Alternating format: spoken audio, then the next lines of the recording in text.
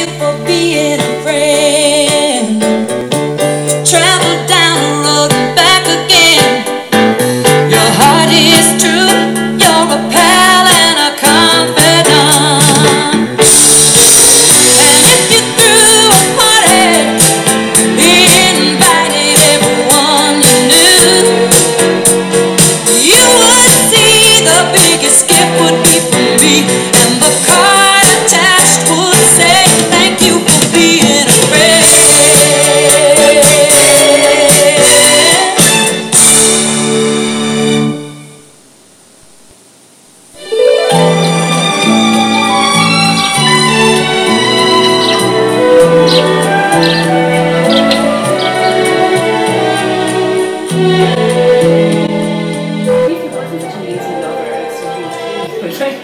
How is this even acceptable? No, it's not. You have to.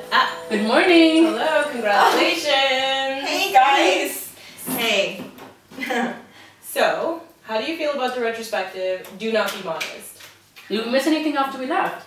Well, yeah, I'm just really happy that so many people came.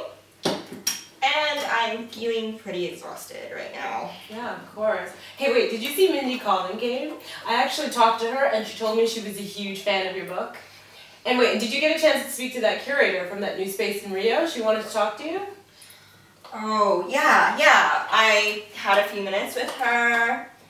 And we're gonna meet this week for coffee. Good. Basically. Yeah. What? Well, did you guys see that Norbert came?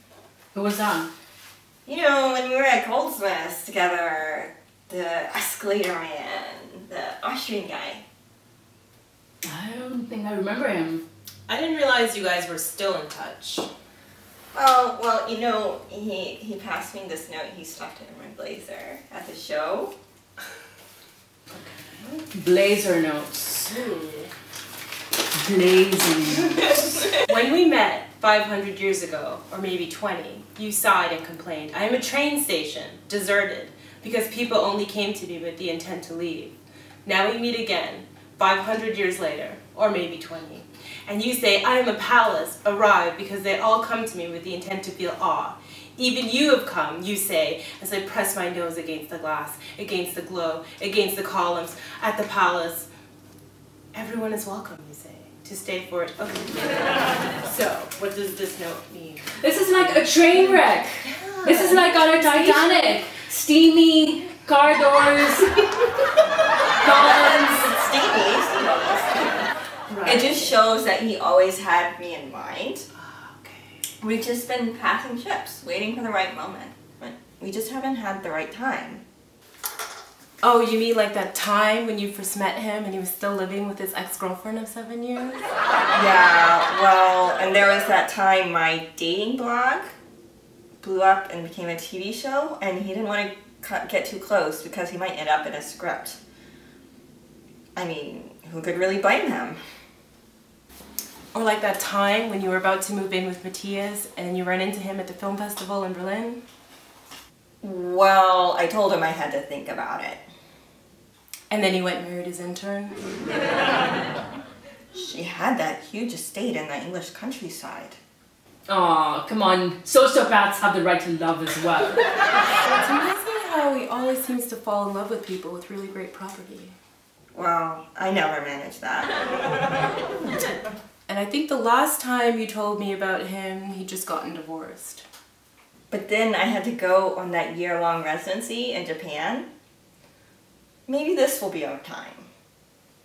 Yeah, he really sounds like a keeper. But weren't you gonna restart that blog of yours? I mean, isn't this gonna complicate things? Well, I'm sure things will be different now. Before, guys were afraid of the blog because things that they did in private were things that they would be ashamed of in public. But we're too old for power games now. And what remains is a level of intellectual exchange and really tight emotional intimacy. We just can't stop finishing each other's stories. Okay, I feel like there was that aspect, but I feel like those stories were also about mutual antagonism. they were. Well, were they? I think I call that sexual chemistry. We just have a lot of exciting discussions, you know? So, he's in town for a month. He's opening up a new office. We're gonna hang out. It's gonna be great. Okay. Okay then. Just FYI, you know? Alright. Well, good luck and congratulations again. Yeah. Thanks, guys. Bye. I think I'm gonna go chill out. Do you want to read the rest of this letter?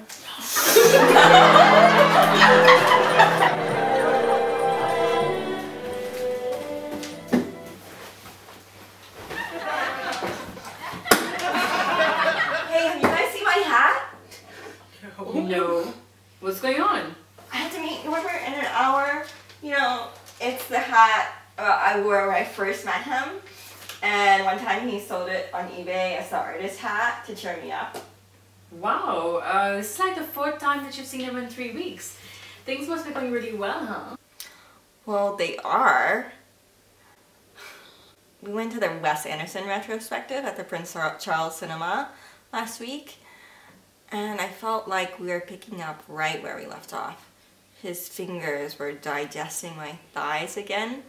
And the energy between our noses was like liquid electricity. Ooh. So, where do you see this leading besides more public orgasm? Well, we're just enjoying the moment, you know? We're both in better financial places right now. His business is doing really well. And I've sold so much work in the last 2 years. Also, he's done the 3 kids in Austria thing. He doesn't have to worry that I'm not nuclear enough. Whatever that meant. And we're going to Scotland next weekend. Yeah, I see what you mean, but don't you think that maybe take it slow and see what happens? Yeah, what star is that? Well, we Skype every night. It's so romantic. I don't have time to talk about this. Okay, I gotta go. Bye. Bye. I don't like him. What? I don't like him. I never did. I don't trust him. Yeah, I see that Norbert sounds like he can only think with one head at a time, but why didn't you say something? She knows how I feel. Besides, I'm sick of being feminist killjoy to Norbert's rom-com rhetoric. And maybe I'm wrong. You know, maybe this time it works. Seize the day.